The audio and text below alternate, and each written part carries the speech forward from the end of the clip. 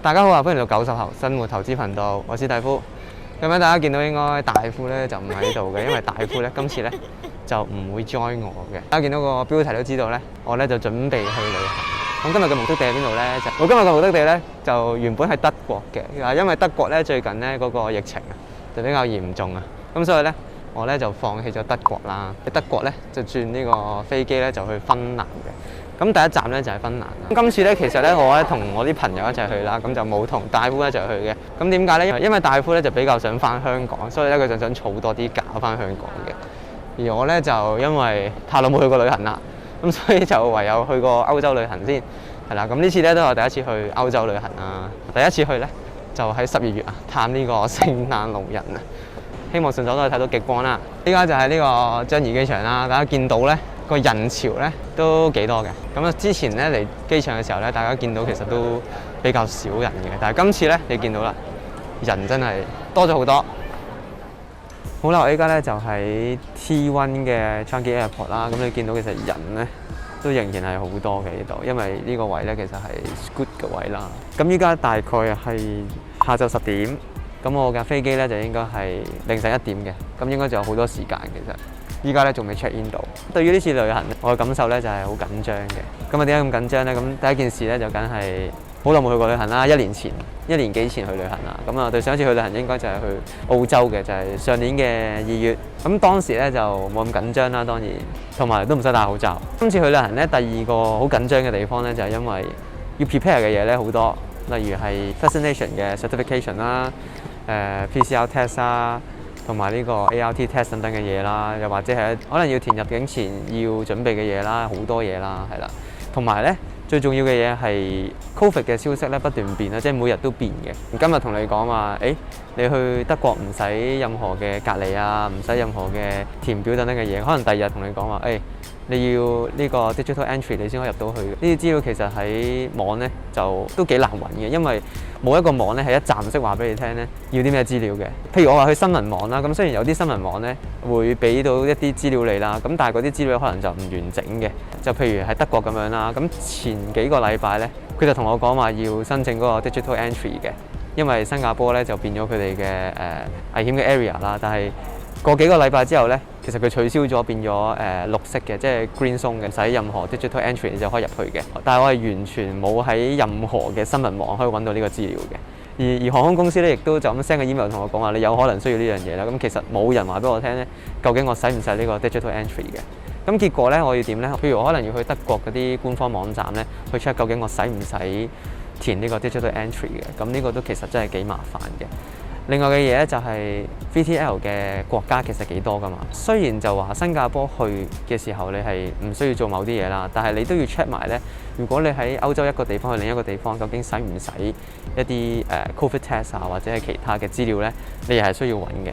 亦都係冇任何一個網站話俾你聽咧，究竟係咪需要 test 啊，定係唔使 test 嘅。其實呢樣嘢都幾複雜嘅，喺呢個咁樣嘅情況下去旅行。不過都冇辦法㗎啦，為咗去旅行咧，呢啲資料咧都係要嘔心瀝血咁樣揾出嚟啦。咁其實你問我嘅話，其實都值得嘅。不過就真係比起以前去旅行嗰個情況咧，就真係更加複雜咯。同埋咧喺我哋出發前幾日咧，咁新加坡政府突然間同我哋講話要做呢個 ART test 啦。翻嚟之後，咁其實呢個都係非常之突然嘅。咁我哋都好理解啦，因為 Omicron 呢個variant 喺度，做多幾次 test 都無可厚非嘅，因為我真係喺外國翻嚟啊嘛。但係呢啲消息咧，真係每日都千變萬化嘅，所以大家如果諗住喺 VTL 嘅情況下去旅行咧，真係要，因為你真係要好清楚當地嘅一啲入境資料究竟係乜嘢。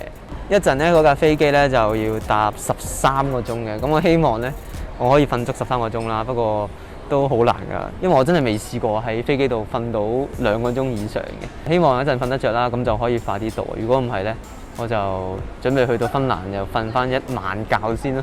咁一陣咧，仲要等多個幾鐘先可以 check in 啦。咁我希望一陣 check in 都順利啦。因為照我所知咧，去德國咧應該就唔需要 pre-departure 嘅 test 嘅。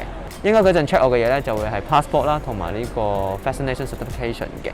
咁啊，希望就係呢兩樣嘢啦。Digital pass 咧應該就唔使㗎，因為我喺前幾日已經再 check 多次咧係唔使嘅。新加坡去德國咧係唔需要任何 digital entry 嘅。A few moments later， 好啦，話咁快咧我就入到嚟呢個 departure 嘅位啦。咁手續究竟煩唔煩咧？咁其實就還好嘅。因為去德國咧，你係唔需要做任何嘅 test 嘅。咁我哋入嚟嘅時候咧，都相當緊張啦，因為唔知究竟使唔使做 test 啊嘛。但係結果咧就真係唔使嘅。咁佢要 check 啲咩咧？咁因為我係搭 Scoot 啦，咁所以佢要我哋填一份嘢先啦。咁嗰份嘢咧就好簡單嘅啫，就填下究竟你14日內去過咩地方。咁其實我一直都喺新加坡啊嘛，咁所以都還好嘅。咁第二樣要 check 嘅咧就係嗰個 vaccination cert 啦，就係我啱先所講嘅嘢啦。咁第三樣嘢咁當然係 passport 啦。三樣嘢 check 完之後咧就可以 check in 你個 luggage 啦。其實都係同平時你 check in 冇分別嘅啫，都係用嗰架機啦 check in 你個 luggage 同埋。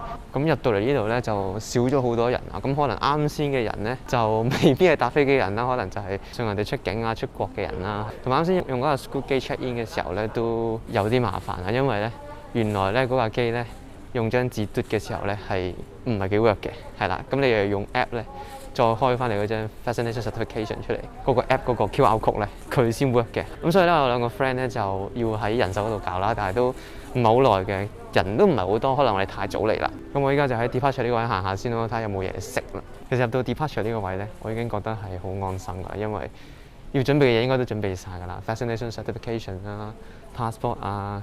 等等嘅嘢咧都準備晒啦，咁即係話我應該就可以順利去到呢個德國，再轉機芬蘭嘅。睇下呢個入咗閘之後咧嘅情況咧係冇乜人嘅，咁可能因為依家好夜啦，依家11點半，係啦，依家11點半，咁啊冇乜人嘅。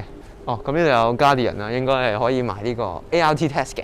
呢邊咧就有啲 souvenir 嘅嘢啦，咁就又係冇乜人嘅，係啦。前面咧就有啲餐廳，但係咧樣就好似冇開咁樣嘅。咁我諗呢度應該係閂咗門嘅啫，其實就唔係因為 Covid 而閂嘅，係啦。咁唔緊要啦，咁我哋揾其他地方食嘢啦。好啦，我哋終於發現呢個24小時餐飲部啊！我哋而家即刻出發。終於揾到呢個24小時嘅餐飲啦，但係咧呢個24小時好似係假假地嘅，因為 Subway 咧係閂咗嘅，得翻呢度有間點心啦，嗰度可能有間 cafe 嘅嘢啦。求其揾間食住先啦，因為13個鐘真係頂唔順啊！好啦，終於叫到嘢食啦。咁其實選擇咧就唔係好多嘅，咁可能係因為夜晚啦，依家11點幾啊嘛，咁所以咧都得翻2-3種選擇嘅啫。係啦，咁我嗌咗個黑椒雞扒飯。咁個黑椒雞扒飯個樣咧就還好嘅，咁俾大家睇下先。咁我雞扒飯個樣 OK 嘅，係啦，但係個黑椒汁咧就唔係幾見到黑椒嘅。咁唔緊要，一陣試下啦個味道先。